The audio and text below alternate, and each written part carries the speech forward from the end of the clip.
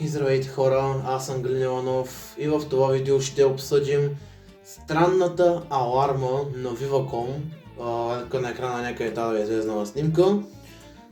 Това нещо буквално ми се случи преди малко. Не знам за тези от вас, които гледате това видео и сте от Viva.com, нали, дали ви се е случило, но няма как да не се е случило, защото по принцип този сигнал е показан на всяко едно устройство, което е свързано с Viva.com, нали?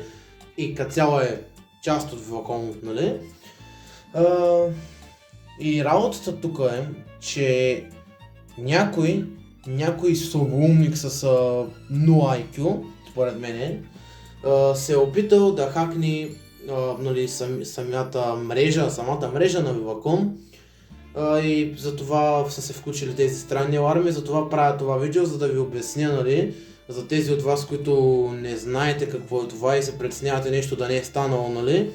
Спокойно, нищо не е станало, просто някакъв малумен, даже не знам как да го нарека хакер, малумен човек, не знам как да го нарека, пишете в коментарите как се наричат, да го наречем то малумник, да се опитал да хакне Viva.com.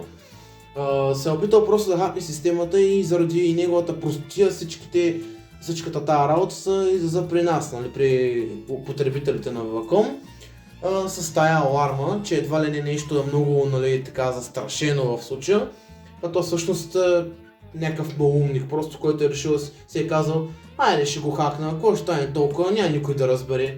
Да, ама не, алармата се включва на всяко едно устройство и да, в смисъл, ако сте спяли и сте се изкарала тази аларма, пак казвам спокойно, това е просто заради някакъв малумник, който се е помислил за много интелигентен, много интересен да стане и се опитал да хакне системата, но не става. В днешно време вече не могат такива неща да се правят, освен ако не си някакъв хакер с 6 по технология и предприемачество и там другите му неща.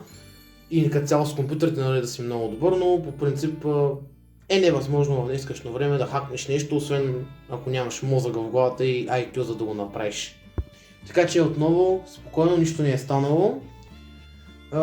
Ако трябва да кажа аз как дали си изкарах акъла, естествено, че си го изкарах, в смисъл, седя си, гледам си телевизия, нали, с майка ми и баща ми, по едно време телефона пише опасност, внимание, опасност, пак на екрана някъде такова, ако е излезнала снимка, ако не е, може да върнете в началото на видеото да видите.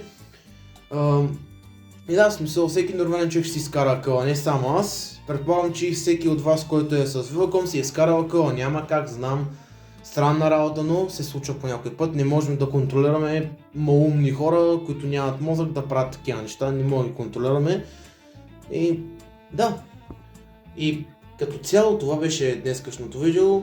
Надявам се ви е харесало, ако е така, може да оставите по един лайк в подкрепа, може да напишете в коментарите вие как изкарахте ли си акъла от тази аларма и каква беше вашата реакция, като видяхте да ви излиза това нещо на екрана, нали, тази аларма и да пищи телефона ви.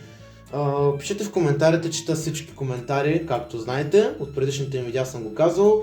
Пишете в коментарите, всичко ще прочета, ако имам възможност. И да, аз бях Галин Иванов, чао и до нови срещи!